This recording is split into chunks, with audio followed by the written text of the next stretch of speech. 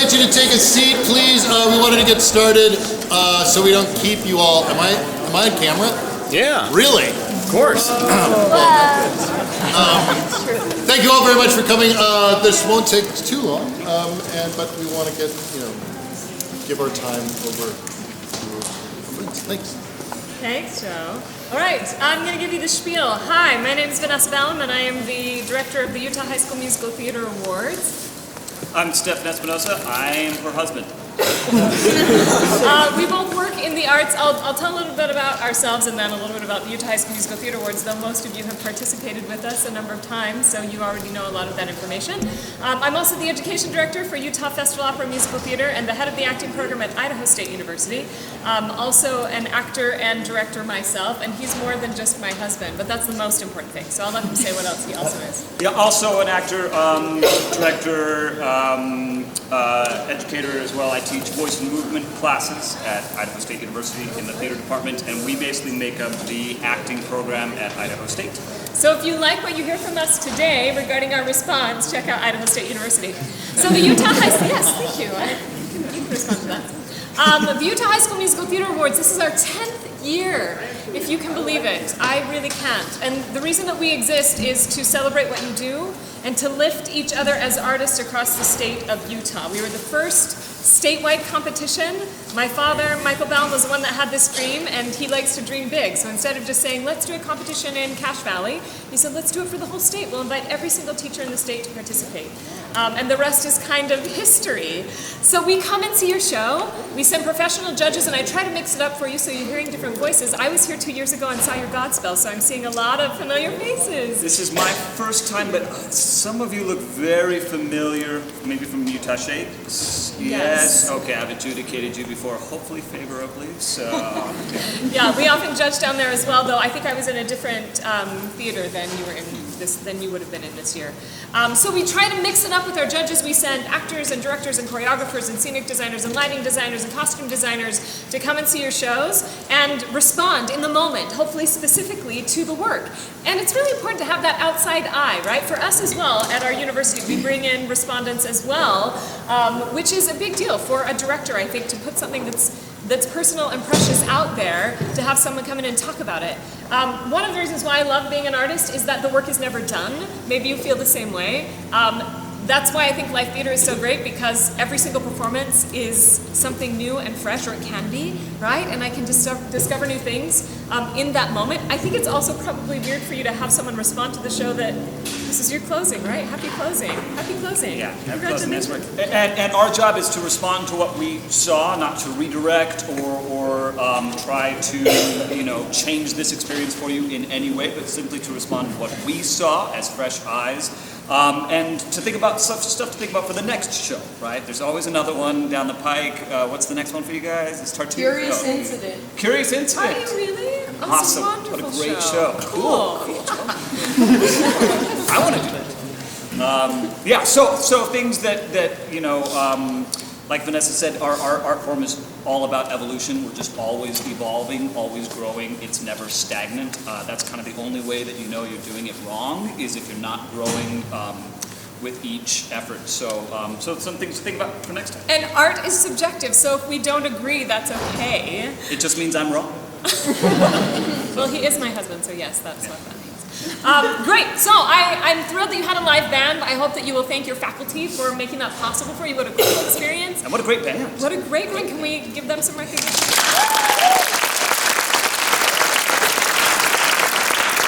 Live music makes a big difference. Tracks are fine, and I certainly have done many a show with tracks, but there's nothing like a live band, especially such a smooth and competent live band like you guys have. It was great. Yeah, lots of good energy. Yeah, just overall looking at the production pieces, right? I thought that the scenic elements were really effective to accomplish what we needed to and to tell the story really effectively. I love that we had levels. I love that we could see the band as well, and they were they need to be a part of Footloose, right? Because it's a part of that creating art and joy together and celebrating together. I love that the poetry, Mariel's poetry, is always present. Bobby is sort of always lingering in the background. I thought that was really effective. And you sort of see it and you recognize it, and you're sort of kind of trying to make sense if you don't know the show and then it all kind of comes together at the end for you. Yeah, lighting as well. I want to hold that up. I thought that we had some great use of color in this show. Some rock and roll lighting. Yeah, really cool. And I appreciate that it's brought out into the audience as well. I feel that that brings us in with you, if that makes sense. So really cool that that design element was out there for us as well. Seems like you're really enjoying diving into the 80s costumes. Am I right about that? Yes. And the 80s hair especially seemed like a lot of enjoyment with the 80s hair. Yes. Right, 80s hair. My trio, right out of the gate. Rusty, Erlene. Is it Erlene? Are we saying it right? Yes. Rusty, And Erlene, and Wendy Jo. Yes. Some nice harmonies, ladies. Some nice harmonies. Fun dancing. I felt like you were great sidekicks for Ariel, and nice dynamic to her as well, if that makes sense. Ren, great energy, and fun journey from where you start. And I mean, it comes full circle. The conversation that you have with the Reverend at the end, right? And watching you actually go on that journey that you describe of the possibilities when you arrived, but you were in a very different space.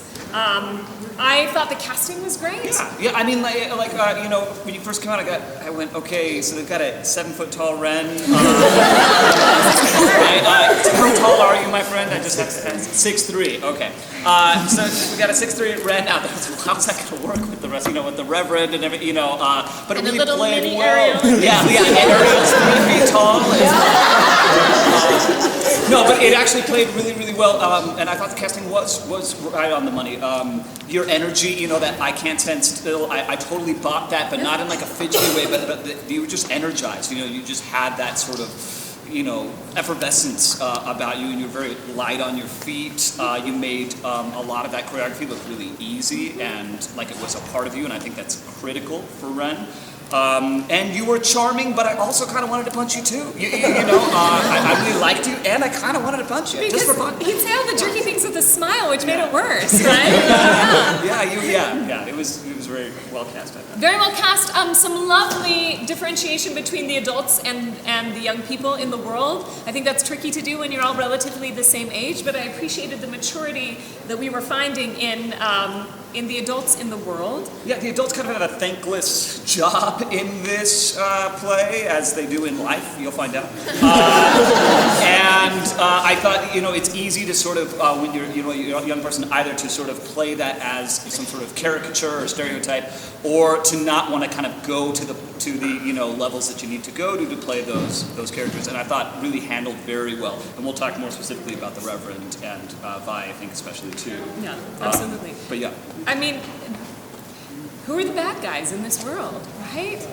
Are there bad guys? Chuck, Do you have I thoughts? guess. Where's Chuck? Yeah. I mean, Chuck's pretty bad. Chuck's pretty bad, but sort of ancillary to the plot in a lot of ways. However, Chuck gets over it and comes back and dances at the end. Yes? Yeah. Yes? Someone off stage must have welcomed you into the fold. Yes? Okay, I'm glad. Thanks for including Chuck at the Put on end. a new jacket, he's a new man. I was only in one number, so why not throw me? Why not? Yeah, this should be a celebration. I really appreciated Ariel. I thought acting chops were really strong, and I saw you in Godspell too, did I not? Yeah. Yes, I remember you from that, yeah. Really clear processing throughout. I felt like I believed that she would stand up to her dad and argue with dad, and it was motivated and justified, which is always what we want. She was no nonsense, and that's what she has to be. And also a nice contrast to, you're no nonsense in your own way, with a smile. Hers was not with a smile. So, I liked that. I liked that dynamic. I liked that the world of, I liked that in this world you were not all cookie cutter individuals, and I think that's important. I felt like you understood the times where you needed to speak as one voice of the town, but also the moments where you got to be these individuals who were trying to find their way. Yeah, I'd say kind of the most surprising thing for me, Joe, was the strength of the scene work in Footloose. You come for the dancing and the songs, but I thought the scene work was really strong. And it seems like you have a director who talks in terms of action, objective, tactics. Yes, those are things that you've heard before. And that shows up, I think. And honestly, you don't see it in every high school level production. You don't expect to see it at high school productions necessarily, at least not as sort of consistently as clear and as clearly as I felt. Really, everyone had at least one really strong scene, my principal characters. Scenes with the Reverend, scene with the Reverend, scene with them, there were some really nice. And right out of the gate, I would say scenes. with Ethel, right? Ethel's mommy. Yeah. Ethel and Ren, and he's 4 feet taller than you as well. But My little boy, yeah. Then Dad was 12 feet tall, right? Yeah. But yeah, right out of the gate, so I totally agree that the scene work was solid, and I appreciate that we're going to be able to speak in those terms of intention and action and obstacle because we saw it. Because, I mean, this story is somewhat, it is a little, leans to the outrageous, right? And it can also be a vehicle, really, for the songs, these popular songs of how do we tie them together, sort of like a jukebox musical. Yeah, it's 80s song and dance is kind of what you think of when you think of Footloose. Which, for me, that translates into, it means it's on you all to lean into why do we have to sing, why do we have to dance, right? And justify it from a place of need. And I feel like there were moments where that was really, really successful. I would even say that you made this story really relevant today. I felt like this idea, because we sort of think of this to me always felt like it's like parable or something. I mean it's this sort of isolated story. Did I steal your thing? No, you didn't. Okay.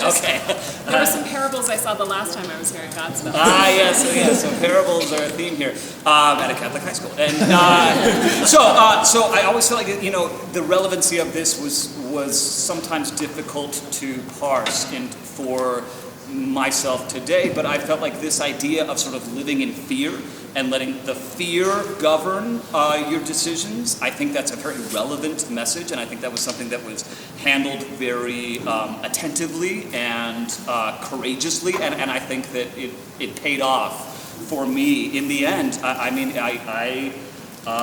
wasn't expecting to feel anything at a production of Footloose, and again, not to disparage the show or the cast, it just wasn't the typical thing that I would expect. But I really did. By the time we got to that end, I was with you guys. I was understanding why we went on this journey. And to piggyback on that, yeah, some tough topics that are covered in this show, right? And I agree. I think you handled it really well, and you didn't shy away from it. You leaned into it, which you have to do, really, for the sake of the journey of the show, and I think to draw the audience in too. Learning to be silent. I really like the staging of the 3 women. I mean, that's one of those tough conversations, right? As well, and it's right there pretty early on in the first act. Okay, should we talk about Reverend? Well, let's talk ensemble. Maybe. Sure, go for it. So, because I feel like we haven't talked about ensemble yet. Don't worry, we'll talk about the Reverend. You know what you did. No, the ensemble. So ensemble was so much fun. Obviously, a lot of energy. The choreography was really fun. Again, sort of capturing the 80s-ness of it and the energy of it.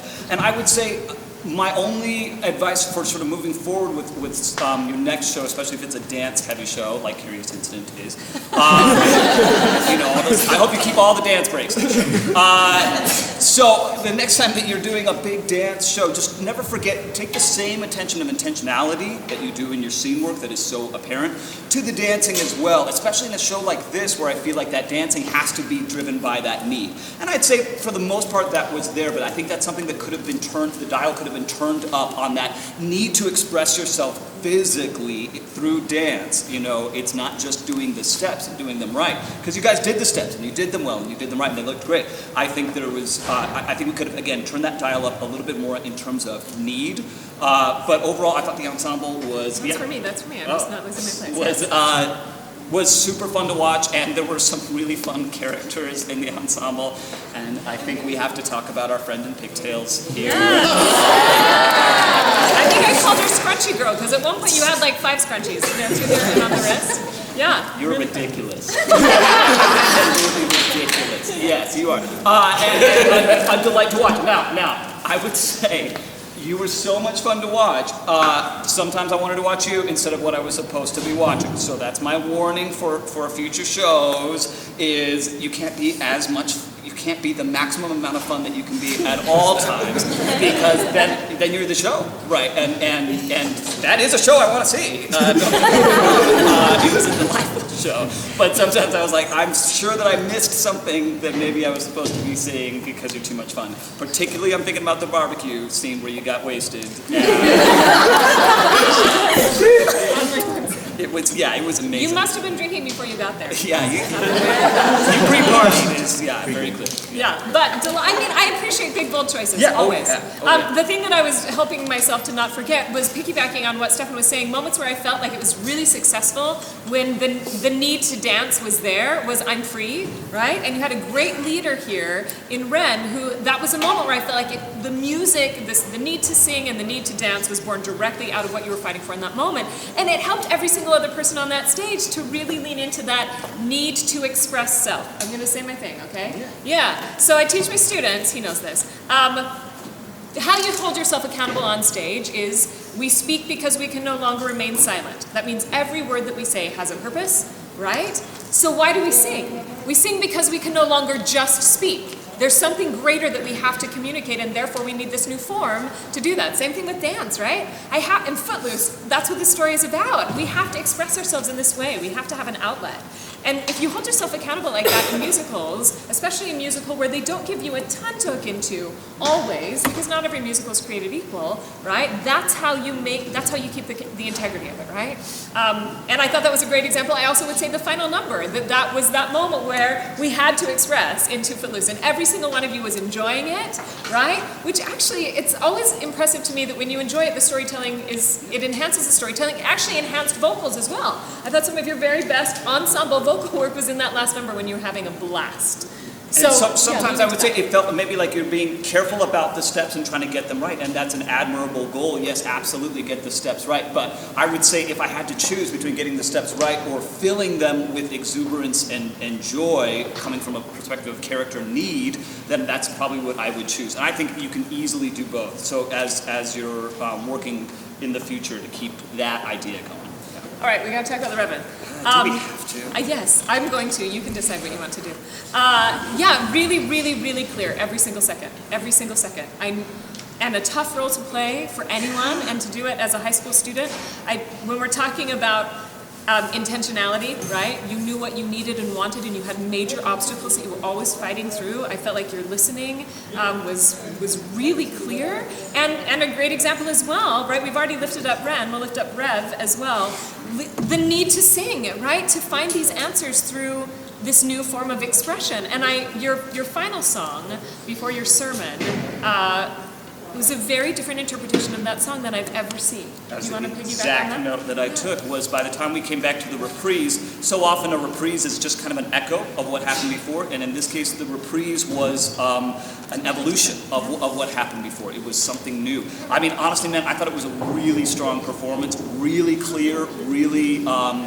you had this sense of rigidity that wasn't coming from a place of actor tension, but from the character. It was a subtle, nuanced performance. I think it's easy to go to the barking, yelling place or to the emotional place, and I think that you resisted those traps, as young people often have trouble doing. I mean, I don't. There's no way I could have done what you did today when I was your age. There's no way. There's no way. I would have liked to. That would have been the goal. So I want you to think about what you did in this performance that we're responding to. And it was the level of clarity, the level of specificity, the attention to detail, and the commitment to character, and of exploring all of the layers of the Reverend so that he didn't become a caricature, a villain. That's not who he is, and I think that's easy to... He's hurting. He's lost. He's hurting. He's trying to figure it out too. And he's in the unfortunate position of being the one supposed to lead people. And he's lost, right? And so exploring that dynamic was powerful. And I think you did it really successfully. Which is why, right, when he actually moves to that physical moment, so I've seen this show done before, and I would have believed he would have slapped her in the very first scene, but not in this one. Does that make sense? Yeah, that he... it came out of circumstance, right? That you got pushed to a certain point. And so we're using him as an example. He's not the only one that was doing this was these things. happening. But I hope you did this a lot too. Yeah, Ariel did. Yeah, I would say Vi did it. I would say and Ren Violet did has. it. And I know we're forgetting people as well. But I hope that Stefan and I, we've had careers. We have careers. But we also want to work with people we say that challenge us and that push us because we want to do what they're doing. I love it when I'm on stage with someone and I'm like, that is fantastic. I always go, how are they doing that and how can I do it too? I mean, that's the way you grow. It's not about going, well, I could have done that. It's about going, how did that work? Pull it apart so you can capture it and you can create it yourself. Yeah. So, really exciting. I hope you were paying attention. I mean, because there were really awesome moments across the board in the show, but I would agree with Stefan that scene work was some of my favorite, in addition to the delightful songs that we were singing and the great vocals that we're hearing. Some really strong vocals. I mean, we'll talk just a second about vocals. I mean, you had some beautiful scenes with your husband as well, and a tough part to play, again. You're just sort of out of sight enough, but also just present enough that we really have to track your journey in this as well, but you don't get as much stage time in which to sort of, orchestrate that, and I thought that was handled really well. Beautiful voice. I mean, I thought overall the vocals were really strong. My trio, the trio of ladies, particularly, how did you get that leg brace? I'm just dying to know. I tore my ACL from the cross. Well, it wasn't here though. Cross, Oh, not- okay. I always wonder if it was this show. Yeah, really, really lovely voice. A couple more things for Ariel. Really nice development of character throughout. Very clear journey as well. And this thing we call adaptation, how she adapts herself based on the circumstances. Like the way that you interact with mom and dad are different than the way that you interact with Ren, are different than the way that you interact with Chuck and the girls, right? Which is something that we teach in our classes. So I was really excited I about thought that. you and Ren had some really nice chemistry together. There was a lot of good listening. Same with Rusty and my friend Willard. Some really nice, again, you guys sort of have the Ado Annie, Will Parker relationship in this play, which can be tricky as well to keep it light and fun, but also keep the heart in it, and I thought that was managed really well. But yeah, lots of really nice chemistry throughout this whole cast. You guys get along? You guys like each other? Like, no. It's closing, so no.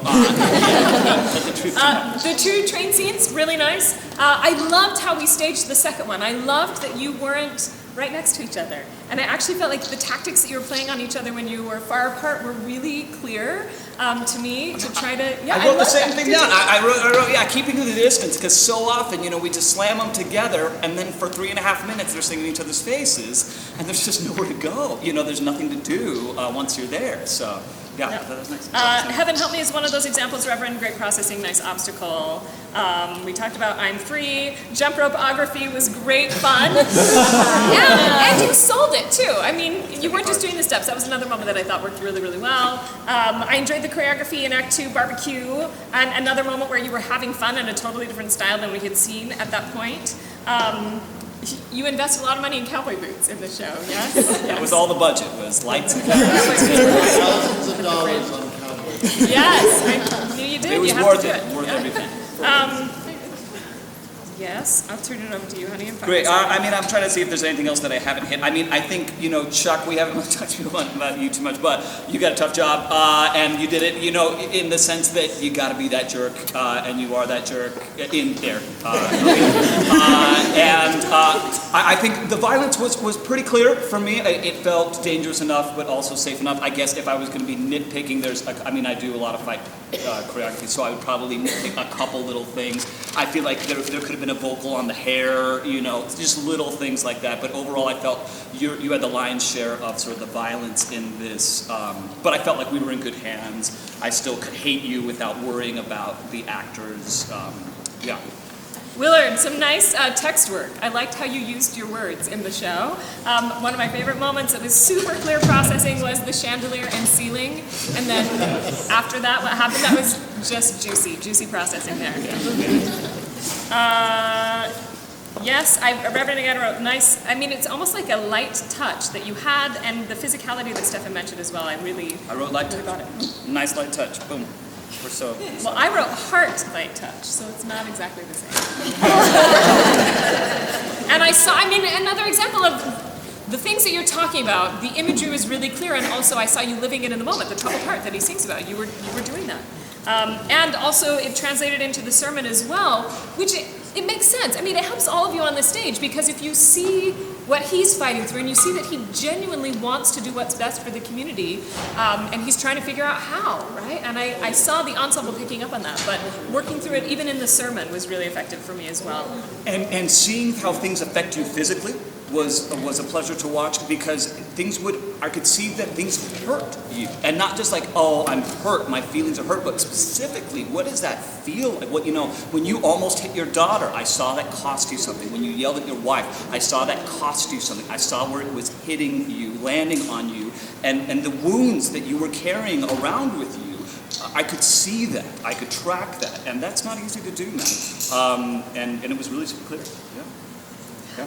And also watching as a good, reminder to fight through the obstacle of emotion, right? And that was something that I thought across the board I saw. But I think you had probably the most of that to do. In that emotion's always the obstacle, right? Your goal is not to go out on stage and start feeling things. Your goal is to go out show us that you're feeling things. Or to try to feel things. Your goal is to go out on stage and do things, and feelings may come along to the right end, but most of the time you're trying to not give into that emotion, right? Because if you break down in front of the congregation, if you break down in front of your wife, you can't do the thing that you need to do, which is more important than the emotion, right? The emotion is getting in your way, and you've got to fight through it. Instead of play into it. Instead of play an attitude or a mood. But I saw that really clearly. I also want to make sure that I talk about this relationship, right? I'm glad I don't live at your house. Yeah, really clear and consistent throughout. You have a great command of this stage. I mean, when you're running that council meeting, really well done. I'd say you seemed like the most adult of them. Are you often the adult in the group, or you're like, guys, we've got to make a decision here. Are we paying together or separately? I'm going to make a decision. That's not you, though. So that's great acting. Yeah, great acting. Yeah, really good. I bought that. So we will type up our specific notes and send them to your director, but do you have any questions for us? Are there things you were hoping we would talk about that we did not? Cover everything. We're so happy you had a Sunday show so that we could come. That made it possible. We're happy that Joe reached out to us to see if we could make it happen. But I'm going to bookend my comments with what I started with. The point of the Utah High School Musical Theater Awards is to share this work, right? For those of you that have participated either on stage or watching the award show, it's so weird to me that it's a competition, because that's probably the least important facet of the Utah High School Musical Theater Awards. Thank you for the punctuation. Tiffany agrees. Yes. But if you've been able to come and watch the medleys, right? And I know you've had students from this school that have participated, to watch people come together to create art, people who've never met each other before, people who are coming from across the state with that unified goal of creating something that they couldn't do alone. That's really exciting. So I hope that you'll join us. It's May 16th this year. We'll send you more details. Thank you so much for having us, and happy closing. Good job. Thanks so much. Thank you.